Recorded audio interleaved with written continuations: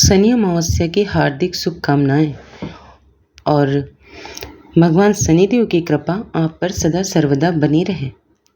जब अमावस्या तिथि शनिवार को पड़ती है तो उसे शनिश्चरी अमावस्या के नाम से जाना जाता है। चैत्र मास की अमावस्या 29 मार्च को पड़ रही है, इसीलिए ये अमावस्या शनि अमावस्या कहलाएगी। अब सुनते हैं अमावस्या की कथा। एक साहूकार की 7 बेटे और साथ ही एक बेटी भी थी। साहूकार के घर रोज एक जोगी आता था जिसे साहूकार की बहू भिक्षा देती थी। उस जोगी को जब साहूकार की बेटी भिक्षा देने आती तो वह उससे भिक्षा नहीं लेता और कहता कि तेरी भाग्य में सुहाग की जगह दुहाग लिखा है। लड़की को उस जोगी की यह बात बहुत बुरी लगती और एक दिन वह अपनी माँ से रोते रोते जोगी की बात बताती। सारी बात सुनकर माँ कहती कि कल जब जोगी आएगा तब मैं सुनती हूँ कि वो क्या कहता है और क्या क्यों कहता है। अगले दिन फिर जब जोगी आता है तो साहूकारनी छिप कर बैठ जाती और लड़की को भिक्षा देने के लिए भेजती है। जोगी उससे भिक्षा नहीं लेता और फिर वही बात दोहराता कि तेरे भाग्य में सुहाग की बजाय दुहाग लिखा है। लड़की की माँ बाहर निकल कर आती है और जोगी से कहती कि एक तो हम तुम्हें भिक्षा देते हैं और तुम हमें गाली देते हो। जोगी कहता है कि मैं गाली नहीं दे रहा हूँ, जो बात सच है वही कह रहा हूँ। इसके भाग्य में जो लिखा है मैं वही सच आपको बता रहा हूँ। सारी बातें सुनने पर लड़की की माँ कहती है कि जब तुझे सारी बात पता है तो इससे बचने का उपाय भी पता होगा, वह भी बताओ। जोगी कहता है कि 7 समंदर पार एक धोबिन रहती है जिसका नाम सोना है। वह सोमवती अमावस्या का व्रत करती है। अगर वह आकर इसे फल दे दे तब ही इसका दुहाग टल सकता है, अन्यथा विवाह के समय सर्प काटने से इसके पति की मृत्यु हो जाएगी। सारी बात सुनकर माँ रोने लगी और सोना धोबिन की तलाश में निकल गई। चलते चलते रास्ते में तेज धूप पड़ रही थी, जिससे बचने के लिए वह एक पीपल के वृक्ष नीचे बैठ गई और उसी वृक्ष पर एक गरुड़ के बच्चे अपने घोंसले में थे। एक सांप आया और गरुड़ के बच्चों को खाने के लिए लपका, लेकिन साहूकारनी ने उस सांप को मारकर बच्चों की रक्षा की। कुछ देर बाद गरुड़नी आई और सब जगह खून देखकर साहूकारनी को चोंच से मारने लगी। साहूकारनी बोली कि एक तो मैंने तेरे बच्चों को सांप से बचाया और तू मुझे ही मार रही है। सारी बातें जानने पर गरुड़नी बोली कि तूने मेरे बच्चों की रक्षा की है, इसलिए मांग जो चाहती है। साहूकारनी गरुड़नी से कहती है कि मुझे 7 समंदर पार सोना धोबिन के यहाँ छोड़ दो। गरुड़नी ने वैसा ही किया। साहूकारनी वहाँ पहुँच गई, लेकिन सोचने लगी इसे कैसे मनाऊं। सोना धोबिन की भी 7 बहुएं थी, लेकिन घर के काम को करने के लिए सदा आपस में लड़ती झगड़ती रहती थी।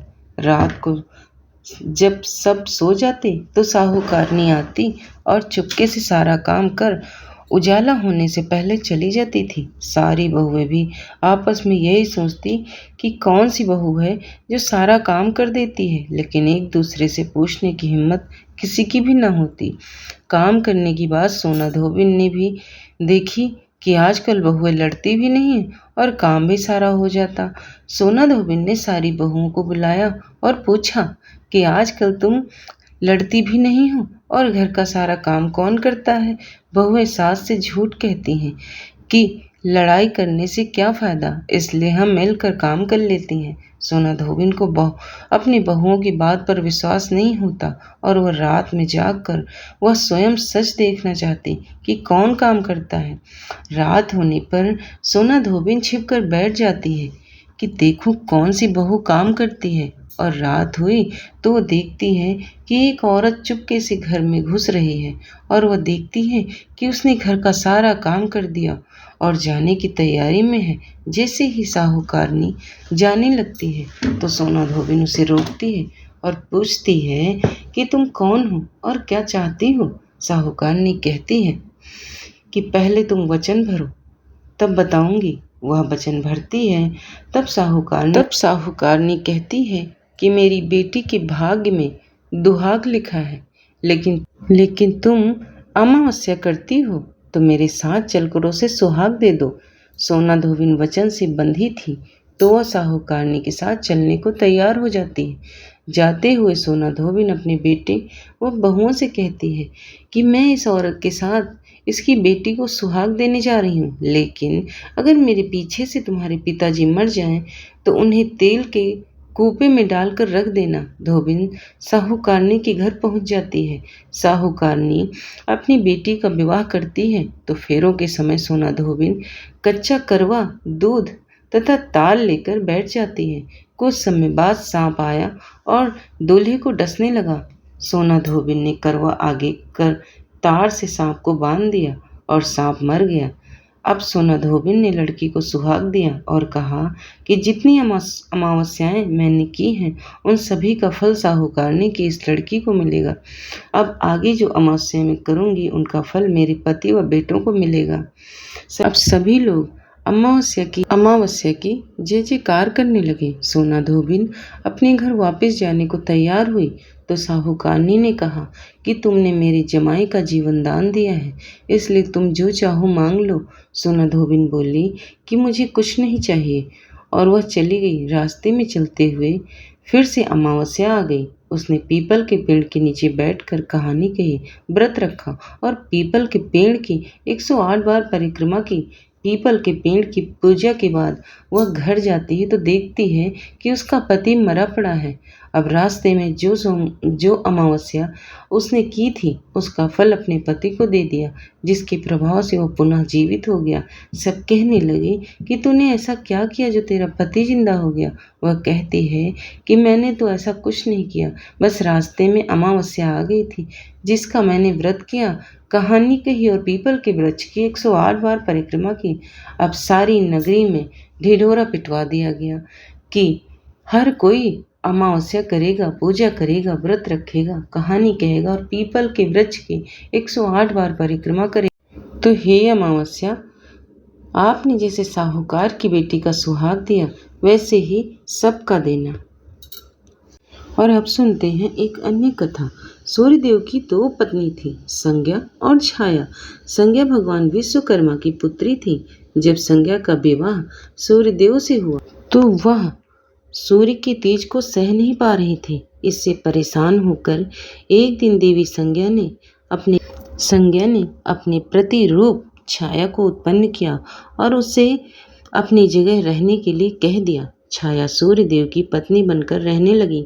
दूसरी ओर संज्ञा खुद धरती पर अश्वरूप में होकर विचरण करने लगी। एक दिन जब सूर्य देव छाया के पास संतान प्राप्ति की इच्छा से आए तो उनके तेज को देखकर छाया का रंग काला पड़ गया और वह गर्भवती हो गई। छाया के पुत्र के रूप में भगवान शनिदेव का जन्म हुआ। जिस दिन शनिदेव का जन्म हुआ उस दिन शनिवार और अमावस्या तिथि थी, इसलिए शनि अमावस्या का धार्मिक दृष्टि से विशेष महत्व माना जाता है। शनिदेव को देखकर सूर्यदेव क्रोधित हो गए। शनिदेव का रंग श्याम था। सूर्यदेव ने संज्ञा से कहा कि मेरा पुत्र नहीं हो सकता है। इसके बाद सूर्यदेव को यह भी भेद पता चल गया कि उनकी पत्नी संज्ञा की जगह काफी समय से छाया रह रही है। सूर्यदेव को जैसे ही यह सत्य पता चला वैसे ही उनका क्रोध और भी अधिक बढ़ गया। वे छाया और शनिदेव को छोड़कर अपनी पत्नी संज्ञा की तलाश में चले गए। शनिदेव जब बड़े हुए तो उन्होंने स्वयं को सूर्यदेव से भी अधिक प्रभावशाली और ताकतवर बनाने का प्रण किया और भगवान शिव की तपस्या करने लगे। शिव जी ने शनिदेव की तपस्या से प्रसन्न होकर उन्हें ग्रहों में न्यायाधीश और दंडाधिकारी का पद प्रदान किया। शिव जी ने यह भी वरदान दिया कि शनि 9 ग्रहों में तुम्हारा विशेष स्थान और सम्मान होगा। तुम्हारे न्याय से तीनों लोकों में कोई भी नहीं बचेगा।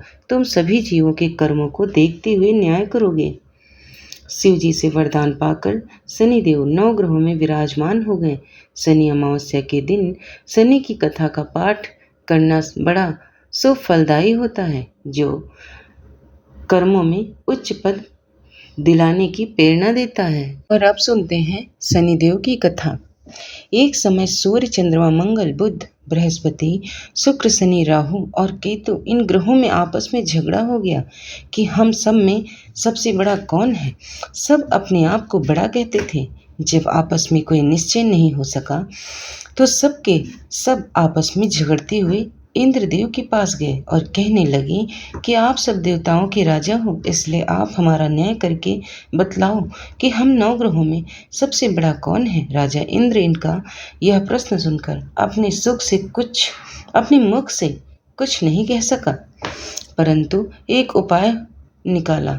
एक समय पृथ्वी पर राजा विक्रमादित्य दूसरों के दुखों को दूर करने वाले हैं, इसलिए तुम सब मिलकर उन्हीं के पास जाओ, वही तुम्हारे प्रश्न का उत्तर देंगे। ऐसा वचन सुनकर सभी ग्रह देवता चलकर भूलोक में राजा विक्रमादित्य की सभा में जाकर उपस्थित हुए और अपने प्रश्न को राजा के सामने रखा। राजा उनकी बातें सुनकर बड़ी चिंता में पड़ गए कि मैं अपने मुख से किसको बड़ा और किसको छोटा बतलाऊं। जिसको छोटा बतलाऊंगा वही क्रोध करेगा, परंतु उनका झगड़ा निपटाने के लिए राजा ने एक उपाय सोचा कि सोना, चांदी, कांसा, पीतल, सीसा, तांबा, जिस्ता, आवरक, लोहा आदि 9 धातुओं के 9 आसन बनवाए और सब आसनों को क्रम से, जैसे सोना सबसे पहले, लोहा सबसे पीछे बिछाए गए। तत्पश्चात राजा ने सब ग्रहों से कहा कि आप लोग अपने अपने आसनों पर बैठिए। जिसका आसन सबसे आगे वह सबसे बड़ा और जिसका आसन सबसे पीछे उसे सबसे छोटा जानिए। चूंकि लोहा सबसे पीछे था और शनिदेव का आसन था, इसीलिए शनिदेव ने समझ लिया कि राजा ने मुझको सबसे छोटा बना दिया है। इस पर शनि को बड़ा क्रोध आया और कहा कि राजा, तुम मेरे पराक्रम को नहीं जानते हो। सूर्य एक राशि पर 1 महीना, चंद्रमा 2.25 महीने, मंगल 1.5 महीना, बृहस्पति 13 महीने, बुध और शुक्र 1-1 महीने, राहु और केतु दोनों उल्टे चलते हुए केवल 18 महीने तक राशि पर रहते हैं, परंतु मैं एक ही राशि पर 30 महीने तक रहता हूँ। बड़े बड़े देवताओं को भी मैंने भीषण दुख दिया है। राजन सुनो, रामचंद्र जी को 7.5 आई तो वनवास हो गया और रावण पर आई तो राम और लक्ष्मण से सेना लेकर लंका पर चढ़ाई कर दी, रावण की कुल को नाश कर दिया। हे राजा, तू अब सावधान रहना। राजा कहने लगा, जो कुछ भाग्य में होगा देखा जाएगा। उसके बाद अन्य ग्रह तो प्रसन्नता पूर्वक चले गए, परंतु शनिदेव बड़े ही क्रोध के साथ वहां से सिधारे। तब कुछ काल बीतने पर राजा को 7.5 की दशा आई तो शनिदेव घोड़ों के सौदागर बनकर अनेक सुंदर घोड़ों के साथ राजा की राजधानी में आए। तब राजा ने सौदागर के आने की खबर सुनी तो अपने अश्वपाल को अच्छे अच्छे घोड़े खरीदने की आज्ञा दी। अश्वपाल ऐसे नस्ल के घोड़ों को देखकर और उनके मूल्य सुनकर चकित हो गया और तुरंत ही राजा को सूचना दी। राजा उनमें से एक अच्छा सा घोड़ा चुनकर उस पर सवारी के लिए चढ़े। राजा के घोड़े की पीठ पर चढ़ते ही घोड़ा जोर से भागा और बहुत दूर एक बड़े जंगल में जाकर राजा को छोड़कर अंतर्ध्यान हो गया और राजा अकेला जंगल में भटकता फिरता रहा। बहुत देर बाद राजा ने भूख और प्यास से दुखी होकर भटकते भटकते एक ग्वाले को देखा। ग्वाले ने राजा को प्यास से व्याकुल देखकर पानी पिलाया। राजा की उंगली में एक अंगूठी थी, उसने उसे निकालकर प्रसन्नता के साथ ग्वाले को दे दी और शहर की ओर चल दिया। राजा शहर में पहुंचकर एक सेठ की दुकान पर जाकर बैठ गया और अपने आप को उज्जैन का रहने वाला तथा अपना नाम बीका बतलाया। सेठ ने उसको एक कुलीन मनुष्य समझकर जलपान कराया। संयोग से उस दिन उनकी दुकान पर बिक्री बहुत हुई। तब सेठ उसको भाग्यवान पुरुष समझकर भोजन कराने के लिए अपने निवास स्थान पर ले गया। भोजन करते समय राजा ने एक आश्चर्य की बात देखी कि खूंटी पर हार लटक रहा और वह खूंटी उस हार को निगल रही है। भोजन के पश्चात घर आने पर जब को घर में हार न मिला तो सबने ये निश्चय किया कि सिवाय उस व्यक्ति के और कोई घर में नहीं आया, अतः अवश्य ही उसने चोरी की है। परंतु बेकम ने हार लेने से इनकार कर दिया। इस पर 5-7 आदमी इकट्ठे होकर उसको फौजदार के पास ले आए और फौजदार ने उसको राजा के सामने उपस्थित कर दिया और कहा कि ये आदमी तो भला प्रतीत होता है और चोर नहीं मालूम पड़ता, परंतु सेठ का कहना है कि इसके सिवाय कोई और घर में नहीं आया, अवश्य ही इसी ने चोरी की है। ऐसा निश्चय करके जब राजा ने आज्ञा दी कि इसके हाथ पैर काट कर चौरंगिया किया जाए, राजा की आज्ञा का तुरंत पालन किया गया। उसके हाथ पैर काट कर दिए गए। इस प्रकार कुछ काल व्यतीत होने पर एक तेली उसको अपने घर ले गया और कोल्हू पर उसको बिठा दिया। बीका उस पर बैठा हुआ अपनी जुबान से बैल हाँकता रहा। अब राजा की 7:30 की दशा समाप्त हो गई। एक रात को वर्षा ऋतु के समय यह मल्हार राग गाने लगा। जो उसका गाना सुनकर उस नगर की राज की कन्या उस राग पर मोहित हो गई और दासी को खबर लाने के लिए भेजा कि शहर में कौन गा रहा है। दासी सारे शहर में फिरती फिरती क्या देखती है कि तेली के घर में चौरंगिया गा रहा है। दासी ने महल में आकर राजकुमारी को सारा वृतांत सुना दिया। उसी क्षण राजकुमारी ने अपने मन में यह प्रण कर लिया कि चाहे जो कुछ हो जाए, मुझे इस चौरंगिया के साथ ही विवाह करना है। प्रातःकाल होते ही जब राजकुमारी को दासी ने जगाना चाहा तो राजकुमारी अनशन व्रत लेकर पड़ी रही। तब दासी ने रानी के पास जाकर राजकुमारी के ना उठने का वृत्तांत कहा। रानी ने तुरंत ही वहां पर आकर कुमारी को जगाया और उसके दुख का कारण पूछा। राजकुमारी ने कहा कि माताजी, मैंने यह प्रण कर लिया है कि तेली के घर में जो चौरंगिया है उसी के साथ विवाह करूंगी। रानी ने कहा, पगली, यह क्या बात कर रही है? तेरा विवाह तो किसी देश के राजकुमार के साथ किया जाएगा। कन्या कहने लगी, माताजी, मैं अपना प्रण कभी नहीं तोड़ूंगी। चिंतित होकर रानी ने यह बात राजा को बतलाई। राजा ने भी आकर यही समझाया कि मैं अभी देश देशांतर से अपने दूत भेजकर सुयोग्य, रूपवान एवं बड़े से बड़े गुण राजकुमार के साथ तुम्हारा विवाह करूंगा। ऐसी बात तुमको कभी भी नहीं सोचनी चाहिए। राजकुमारी ने कहा, पिताजी, मैं अपना प्राण त्याग दूंगी, दूसरे को नहीं वरूंगी। इतना सुनकर राजा ने क्रोध से कहा, यदि तेरे भाग्य में ऐसी ही लिखा है तो जैसी तेरी इच्छा हो वैसा कर। फिर राजा ने तेली को बुलाकर कहा कि तेरे घर में जो चौरंगिया है उसके साथ मैं अपनी कन्या का विवाह करना चाहता हूँ। तेली ने कहा कि यह कैसे हो सकता है? कहा, आप इतने बड़े राजा और कहाँ एक नीच तेली। परंतु राजा ने कहा कि भाग्य में लिखे को कोई टाल नहीं सकता है। जाओ, अपने घर जाकर विवाह की तैयारी करो। राजा ने उसी समय तोरण और स्तंभ लगवाकर राजकुमारी का विवाह चौरंगिया विक्रमादित्य के साथ कर दिया। रात्रि को जब विक्रमादित्य और राजकुमारी महल में सोए तो आधी रात के समय शनिदेव ने विक्रमादित्य को स्वप्न में दिखाया कि राजा, मुझको छोटा बतलाकर तुमने कितने दुख उठाए। राजा विक्रमादित्य ने क्षमा मांगी और शनिदेव ने प्रसन्न होकर विक्रमादित्य को हाथ पैर दिए। तब राजा ने कहा, महाराज, मेरी एक प्रार्थना स्वीकार करें कि जैसा दुख आपने मुझे दिया है वैसा और किसी को भविष्य में ना देंगे। शनिदेव ने कहा कि तुम्हारी यह प्रार्थना स्वीकार है। जो मनुष्य मेरी कथा सुनेगा या कहेगा उसको मेरी दशा में कभी किसी प्रकार का दुख नहीं होगा और जो नित्य ही मेरा ध्यान करेगा, चींटियों को आटा डालेगा, उसके सब मनोरथ पूर्ण होंगे। इतना कहकर शनिदेव अंतर ध्यान हो गए। इसी बीच राजकुमारी की आंखें खुली। उसने राजा के हाथ पांव देखे तो आश्चर्य को प्राप्त हुई। उसको चकित देखकर राजा ने अपना सारा हाल बताया कि मैं उज्जैन का राजा विक्रमादित्य हूँ। यह बात सुनकर राजकुमारी अत्यंत प्रसन्न हुई। प्रातःकाल राजकुमारी से उसकी सखियों ने पूछा तो उसने अपने पति का सारा वृतांत कह सुनाया। तब सबने प्रसन्नता प्रकट की और कहा कि ईश्वर ने अपनी मनोकामना पूर्ण कर दी। जब सब उस सेठ ने यह सुना तो विक्रमादित्य के पास गए और उसके पैरों पर गिरकर क्षमा मांगने लगे। आप पर मैंने चोरी का झूठा दोष लगाया, अतः आप मुझको जो चाहे दंड दे। राजा ने कहा, मुझ पर शनिदेव का कोप था, इसी कारण ये सब दुख मुझे प्राप्त हुआ। इसमें तुम्हारा कोई दोष नहीं है। तुम अपने घर जाकर अपना कार्य करो।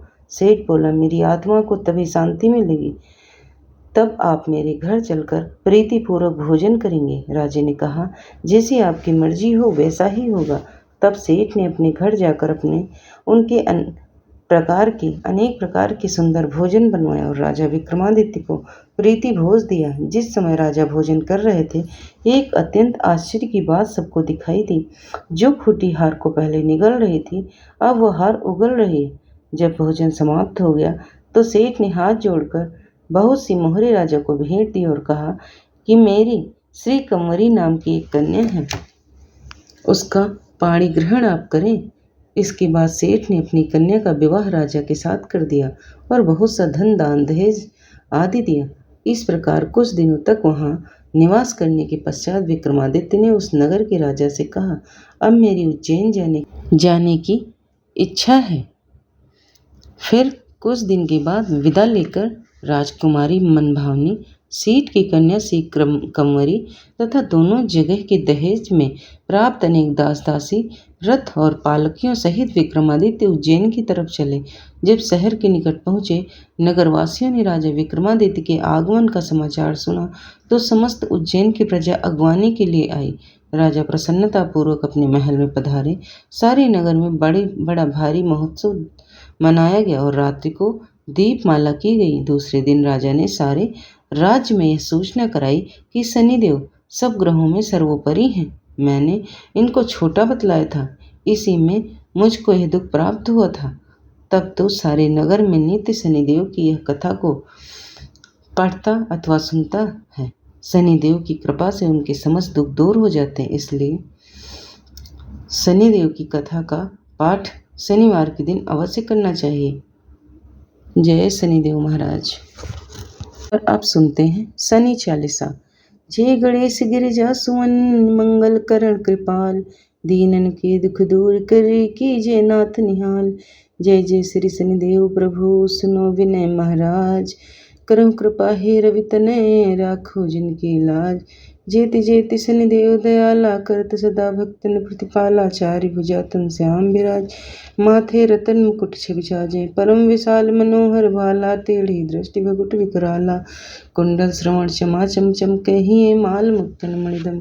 कर में सदा गदा त्रिशूल कुठारा, पलविज करें अरहि संहारा। पिंगल कृष्णा छाया नंदन, यम कोटहस्त रौन दुख भंजन गौरी। सौरी मंद सनी दस नामा, भानुपुत्र पूजय सब कामा। जा पर प्रभु प्रसन्न होय, जाहि रंग राव करें क्षण माहि। पर्वत हूँ तृण होय निहारत, तृणहु को पर्वत करि डारत। राज मिलत मन बन राम महि दीन हो, कह कह की मति हरि लीन हो। बनों में मृग कपट दिखाई, मातु जानकी गई चुराई। लख नहीं सकते विकलट करि डारा, मचिगा दल में हाहाकारा। रावण की गति मति बौराई, रामचंद्र सो बैर बढ़ाई। दियो कीट करि कंचन लंका, बजरंग वीर की डंका। नृप विक्रम पर तुहि पगदहारा, चित्र मयूर निगल में गए हारा। हार नौ लख्यों लाग्यो चोरी, हाथ पैर डरवायो। भारी दशा निकृष्ट दिखायो, तै लहि घर को लो चलवायो। विनय राग दीपक महकीन्यो, तब प्रसन्न प्रभु हैं सुख दीन्यो। हरिश्चंद्र नप नारि बिकानी, आपहुँ भरें डोम घर पानी। तैसे नल पर दशा सिरानी, भुजी मीन कूदी गई पानी। श्री शंकर ही गयो जब जाई, पार्वती को सती कराई। तनिक विलोकत की करि रीसा, नभि उड़ गई गौरी सुत सीसा। पांडव पर है दशा तुम्हारी, बची द्रौपदी होती उघारी। कौरव के भी गति मति बौराई, युद्ध महाभारत करि डारियो। रवि कह मुख मह धरि तत्काला, लेकर कूदि पर्यों पाताला। शेष देव लख बिनती लाई, रवि को मुख ते दियो छुड़ाई। वाहन प्रभ के साथ सुजाना, जग दिग्गज गर्दभ मृग स्वाना। जम्बुक सिंह आदि नखधारी सो फल ज्योतिष कहत पुकारी। गजवाहन लक्ष्मी ग्रह आवे हैं ते सुख संपत्ति उपज। गर्दभान करें बहु काजा सिंह सिद्ध कर राज समा। जम्बुक मुद्दे नष्ट कर डारे मृग दे कष्ट प्राण संहारे। जब आवे प्रभु स्वान सवारी चोरी आदि होए डर भारी। तय सही चारि चरण यह नामा शरण लोह चांद अर तामा। लोह चरण घर जब प्रभु आवे धन जन संपत्ति नष्ट करावे। समता ताम रजत शुभकारी शरण सुख मंगलकारी। जो यह शनि चरित्र नित गावे कबहु न दशा निकृष्ट सतावे। अद्भुत नाथ दिखावे लीला करें शत्रु के नसिबल ढीला। जो पंडित सुयोग बुलवाई विधिवत शनि ग्रह शांत कराई।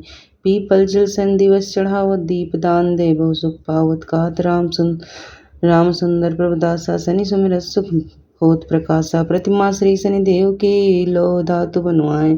प्रेम सहित पूजन करें सकल कष्ट कट जाएं। चालीसा नित्य प्रेम यह कहीं सुनहि धर ध्यान। निश्चय शनि ग्रह सुखद हैं पावहीं नर सम्मान। तो जय शनिदेव महाराज। और प्रिय भक्तजनों, कथा यहीं पर समाप्त होती है और अगर पसंद आ जाए तो चैनल को लाइक शेयर सब्सक्राइब जरूर करना।